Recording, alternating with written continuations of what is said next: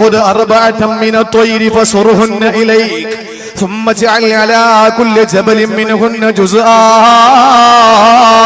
ثم ادعهن يأتينك سعيا.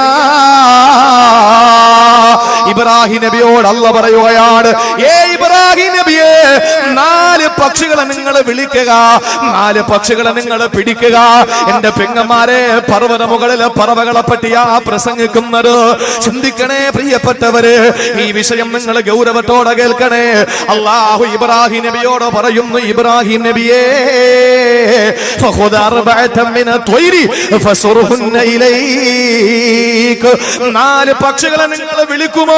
ആ പക്ഷികൾ നിങ്ങളുമായിട്ടൊന്ന് ഇണങ്ങിച്ചേരട്ടെ. അള്ളാന്റെ വാക്കത്ര ഗൗരവമുള്ളതാണ്.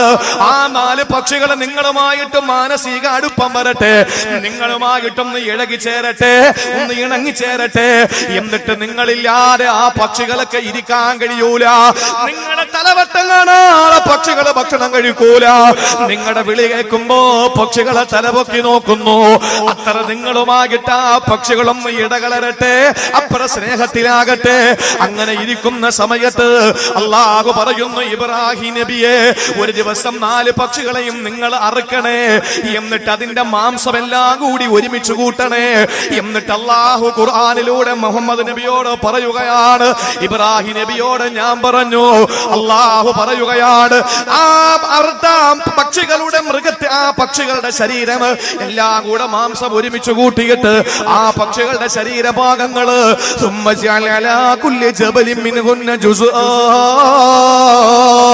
പരസ്പരം നിങ്ങൾ കൂട്ടിക്കലട്ടിയിട്ട് ഏതാണെന്ന് തിരിച്ചറിയാൻ കഴിയാത്ത അവസ്ഥയിൽ 4 പക്ഷികളെ പിടിച്ചുകൊണ്ട് നിങ്ങൾ അറുത്ത് അതിന്റെ മാംസം ഇളക്കി മറിച്ചിട്ട് 4 പർവ്വതത്തിന്റെ മുകളിൽ കൊണ്ടുവെക്ക്, 4 മലമുകളിൽ കൊണ്ട് നിങ്ങൾ വെക്ക്. എന്നിട്ട് നിങ്ങൾ താഴെ വരിക. എന്നിട്ട് നിങ്ങൾ അറുത്ത 4 ഭാഗത്ത് 4 പർവ്വതത്തിന്റെ മുകളിൽ കൊണ്ടുവച്ച നിങ്ങൾ അറുത്ത നിങ്ങളുടെ പക്ഷിക്കൂട്ടങ്ങളില്ലേ, ആ പക്ഷിക്കൂട്ടങ്ങളെ ഒന്ന് വിളിച്ചു നോക്ക്. അല്ലാഹുവിന്റെ ഖുർആൻ പറയുന്നു, സുമ്മദ്ഉഹുന്ന യതീനക സഅയോ.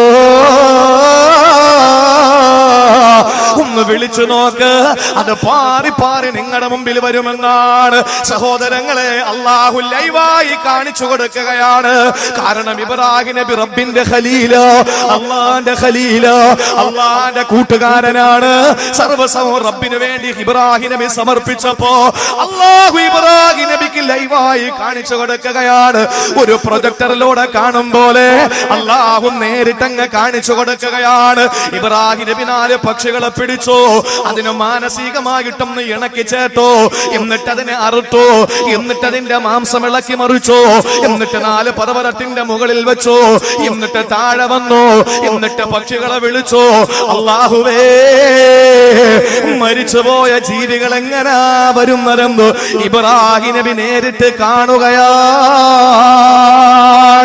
സഹോദരങ്ങളെ, ഇവിടെ ചിന്തിക്കേണ്ട വിഷയം എന്താണ്?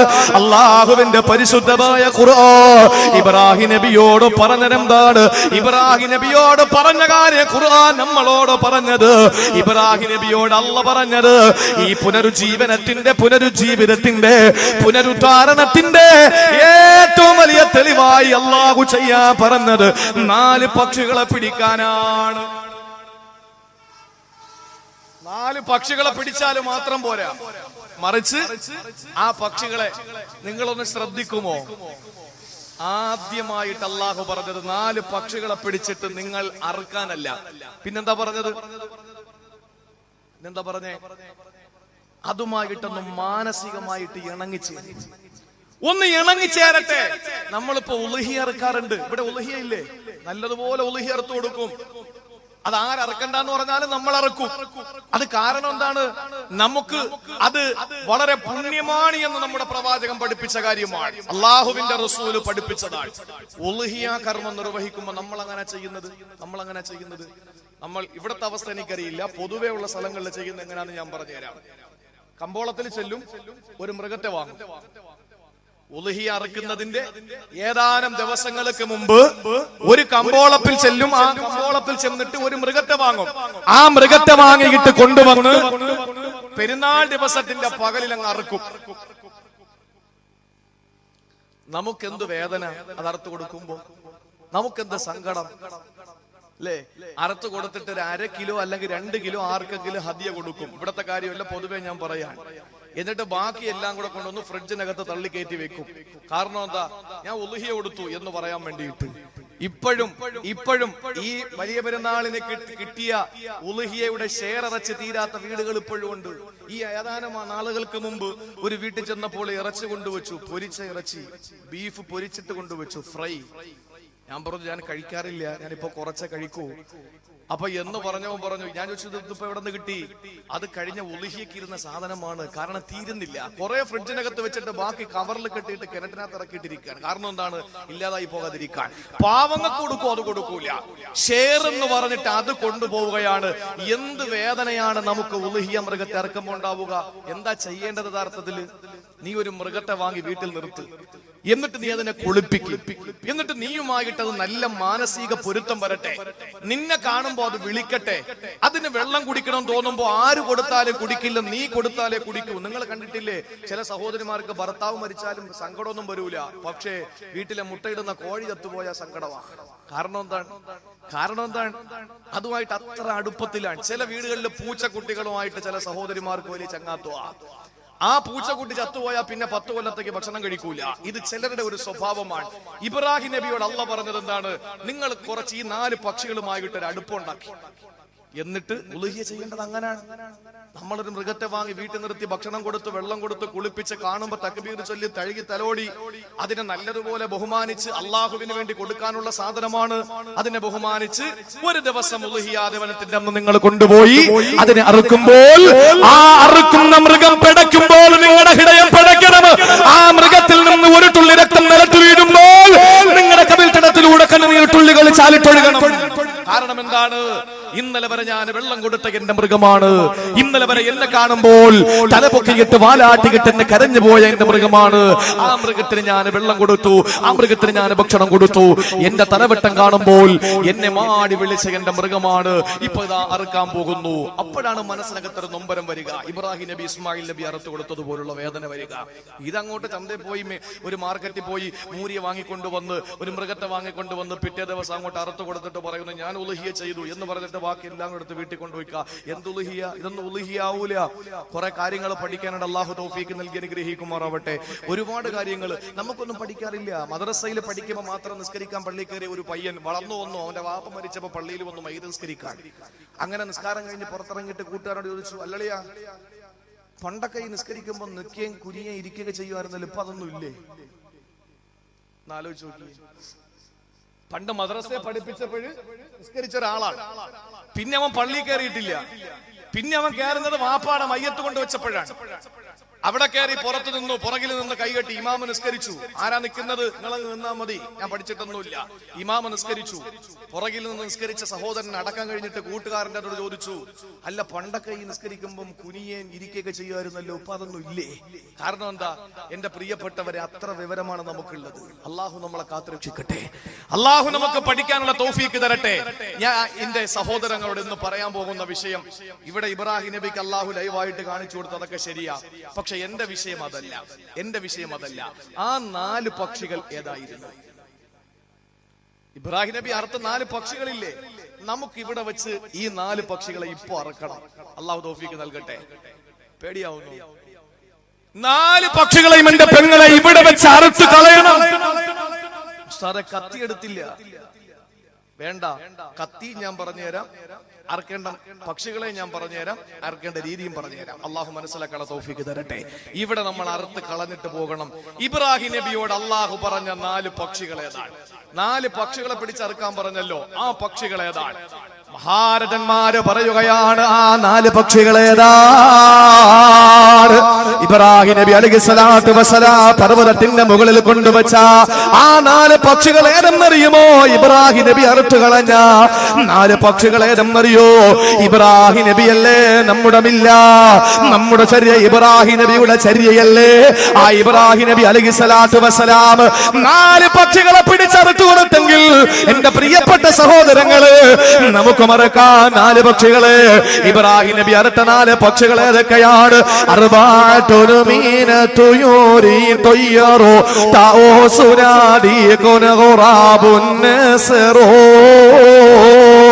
أربعة من الطيور طير طاووس ناديك غراب النسر كبر وشهوات وحرص والعجب فهذه أخلاق أصحاب الكذب. എന്റെ ശബ്ദം ശ്രവിക്കുന്നവരെ, അടിഞ്ഞാലെന്ന് പറയുന്ന ചരിത്രങ്ങൾ ഇറങ്ങിക്കിടക്കുന്ന ഹദിയാലെന്ന വയറല്ലേ അടിഞ്ഞാലായി മാറിയത്? ഹദിയാലെന്ന പേരല്ലേ പിന്നീട് ലോപിച്ച് ലോപിച്ച് അടിഞ്ഞാലായി മാറിയത്? ചരിത്രങ്ങൾ ഉറങ്ങിക്കിടക്കുന്ന നാടെന്ന് പറയാ. ചില നാടുകളെ പറ്റി നമ്മൾ പറയുമ്പോൾ അത് വാക്കിന്റെ മനോഹാരിതയ്ക്ക് പറയുന്നതാണെങ്കിൽ കാസർഗോഡ് ജില്ലയിലെ അടിഞ്ഞാലെന്ന ഈ പ്രദേശത്ത് ചരിത്രങ്ങൾ ഉറങ്ങിക്കിടക്കുന്നു എന്ന് പറയുമ്പോ സഹോദരങ്ങളെ, അന്വർത്ഥമാണ്, അത് യാഥാർത്ഥ്യമാണ്, അത് റിയലാണ്, അത് സത്യമാണ്, അത് ഹക്കാണ്. ഇവിടെ ചരിത്രങ്ങൾ ഇറങ്ങിക്കിടക്കുകയാണ്.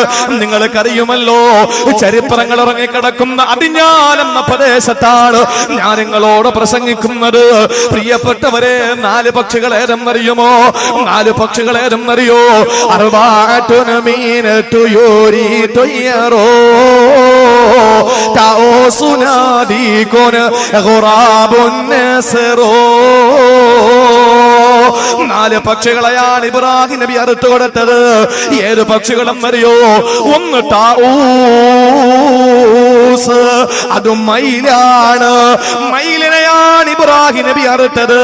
മറക്കല്ലേ മറക്കല്ലേ. രണ്ടാമത്തതോ ദീക്കുന്, കോഴിയാണ്. മൂന്നാമത്തത് ഖുറാബുന്, കാക്കയാണ്. നാലാമത്തെ നസ്റുന്, പരുന്താണ്. ഈ 4 പക്ഷിയാണ് ഇബ്രാഹിം നബി അറുത്തു കൊടുത്തത്. ഉലമാക്കള് പഠിപ്പിക്കുകയാണ്, അള്ളാഹുവിന്റെ പരിശുദ്ധമായ ദീനിനെ അതിന്റെ വരികൾക്കിടയിലൂടെ സഞ്ചരിച്ചു പോയ നിപുണന്മാരായ ഇൽമിന്റെ വിഷയത്തിൽ നൈപുണ്യം നേടിയ പാണ്ഡിത്യത്തിന്റെ ഏറ്റവും വലിയ പരമോന്നതി കീഴടക്കിയ പണ്ഡിത മഹത്വങ്ങള് പറയുകയാണ്, ഈ 4 ജീവികള് ഇബ്രാഹിം നബി അറുത്തു കൊടുത്തെങ്കിൽ ഇബ്രാഹിം നബിയുടെ ഈ 4 പക്ഷികളുടെ സ്വഭാവം അവിടത്തെ അനുയായികളായ ഇന്നത്തെ മനുഷ്യന്റെ മനസ്സിനകത്തുണ്ട്. ഈ 4 പക്ഷികളുടെ സ്വഭാവം ഇന്ന് നമ്മുടെ മനസ്സിനകത്തുണ്ട്. അതുകൊണ്ട് അതിനാല് ഒരുമിച്ച് കൂടിയ, കാഞ്ഞങ്ങാട് ഒരുമിച്ച് കൂടിയ എന്റെ പ്രിയപ്പെട്ട സഹോദരങ്ങളോട് പറയുകയാണ്, ഇവിടെ വെച്ച് അറുത്ത് കളഞ്ഞൂടെ 4 പക്ഷികളുടെ സ്വഭാവത്തെ? ഏതൊക്കെയാണ്? ഒന്ന് മയിലാണ്, രണ്ടാമത് കോഴിയാണ്, മൂന്നാമത് കാക്കയാണ്, നാലാമത് പരുന്താണ്.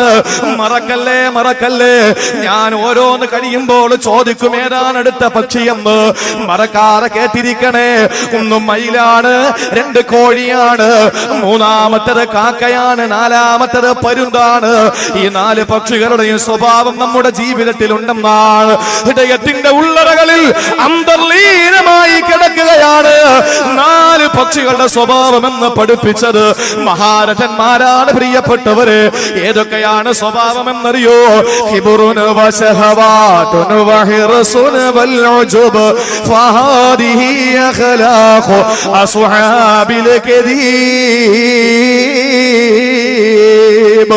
4 സ്വഭാവങ്ങൾ നമ്മളിൽ അന്തർലീനമാണ്. എന്റെ പെങ്ങളെ, 4 സ്വഭാവം നമ്മളിൽ ഉണ്ടെങ്കിൽ ഇവിടെ വെച്ച് അറുത്തു കളയണേ ചെറുപ്പക്കാരികളെ, അറുത്തു കളയണേ ചെറുപ്പക്കാരാ. ഏതാണ് 4 ജീവികളെന്നറിയോ? ഓരോന്ന് വിശദീകരിക്കാൻ സമയക്കുറവ് കൊണ്ട് സമയം ഭയപ്പെട്ടുകൊണ്ട് ഞാൻ ചുരുക്കുകയാണ്. ഒന്നാമത്തെ ഉലമാക്കള് പറയുന്നു, അൽ കിബ്റു, അഹങ്കാരമാണ്.